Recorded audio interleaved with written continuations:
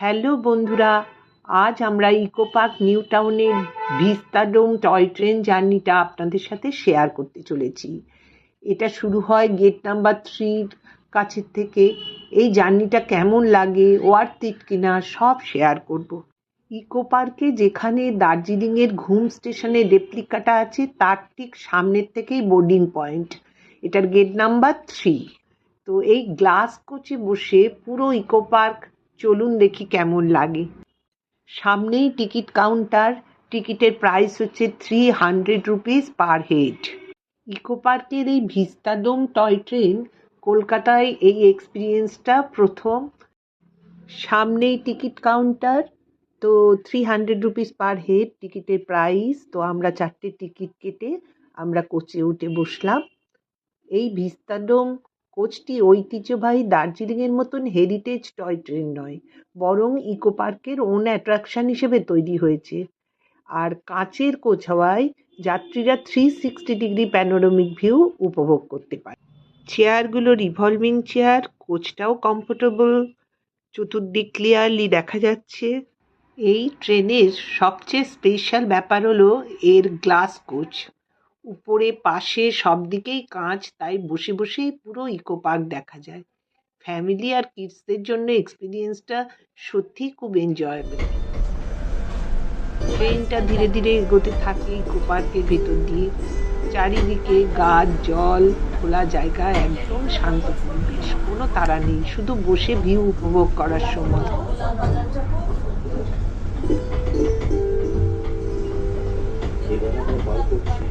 Vistadome কোচে বসে মনে হচ্ছে যেন ছোট একটা নেচার ট্যুর চলছে।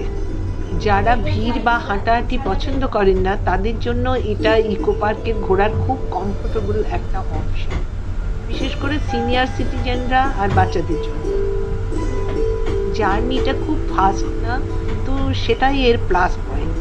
ভিউ ক্লিয়ার, রাইড স্মুথ, আর ওভারঅল এক্সপিরিয়েন্স রিল্যাক্সিং। ইকো পার্কে এলে ভিস্তাডোম টয় ট্রেনটা একবার ট্রাই করাই যায়।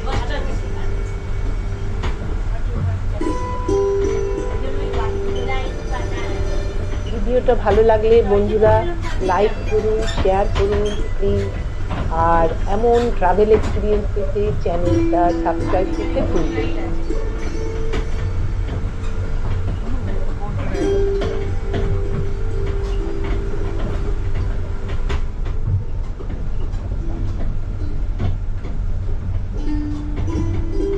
নিউ টাউন ইকো পার্ক খোলা থাকে টিউসডে থেকে সানডে পর্যন্ত, মানডেটা ক্লোজ থাকে। আর ওপেনিং টাইমিং হচ্ছে সকাল 11টা থেকে সন্ধ্যে 7:30 পর্যন্ত। টিকিট কাউন্টার খোলা থাকে সন্ধ্যে 7টা পর্যন্ত। আর জেনারেল এন্ট্রি ফি হচ্ছে 30 রুপিস পার পার্সন।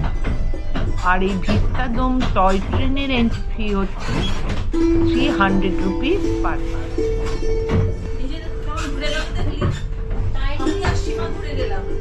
আমি তো বুঝছি না, একভাবেই বসে আছি। এই ব্যাগ নিল অমনি ঘুরে গেলাম।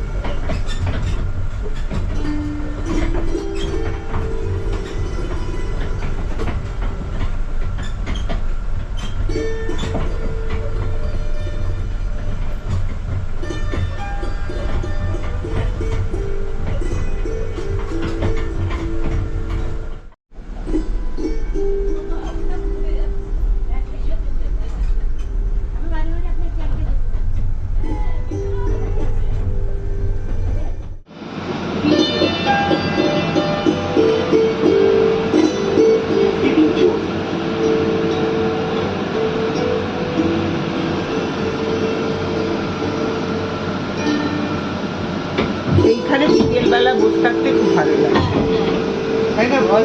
দারুণ লাগে। গরমের দিনেও এখানটায় বসলে হাওয়াটা এটা তো রোদে এটা কত নাম্বার গেট?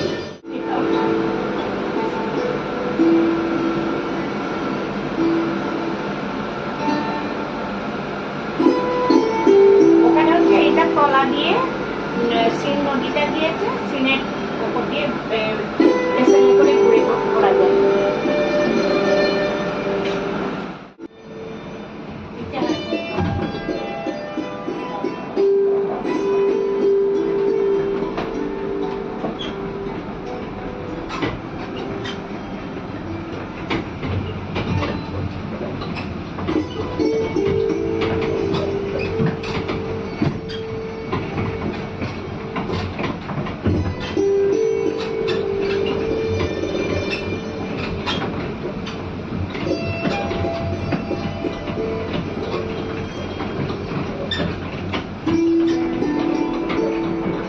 এখন আমরা সোলার ডোমের পাশ দিয়ে যাচ্ছি। এটা 27 metre high, 45 metre diameter spherical truncated dome, যেটা রিনিউয়েবল এনার্জি মিউজিয়াম। এটা ইলেকট্রিসিটি জেনারেট করে to power both the museum and surrounding street lights.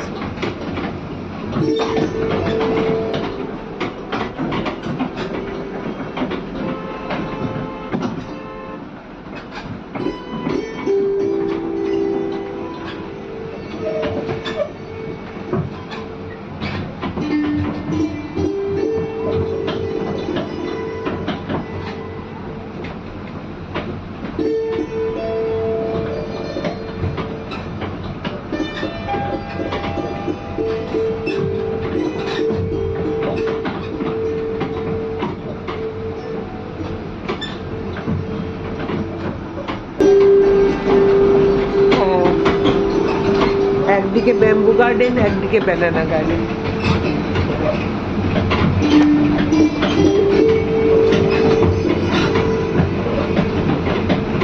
এখন আমরা চলেছি বাংলার গ্রামের পাশ দিয়ে ইকো পার্কের।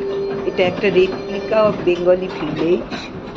তো তালপাতার পাখা দিয়ে সাজানো, খুব ভালো লাগছে। এখন আমাদের জার্নিটা প্রায় শেষের দিকে। আমাদের যেখানে বোর্ডিং পয়েন্ট ছিল সেখানেই এন্ডিং পয়েন্ট। তো আমরা ওই দিকে চলেছি। তো বন্ধুরা, ভিডিওটা কেমন লাগলো, এই জার্নিটা ভিস্তাডোমের কেমন লাগলো কমেন্ট করে জানাবেন প্লিজ। এই জার্নিটাতে 40 to 45 মিনিটস টাইম নিল। Thank you for watching. সকলে ভালো থাকবে।